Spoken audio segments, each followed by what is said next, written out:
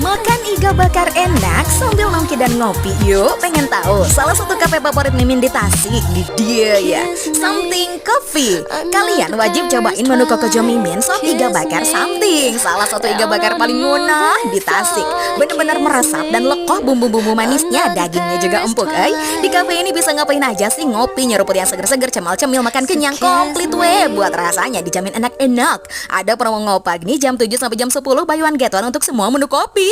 Setiap malam minggu ada live music jam 7 sampai jam 10 malam. Ada promo diskon 20% khusus menu baru loh, periode sampai 31 Oktober ya. Berlaku khusus dine in setiap hari Senin sampai Jumat.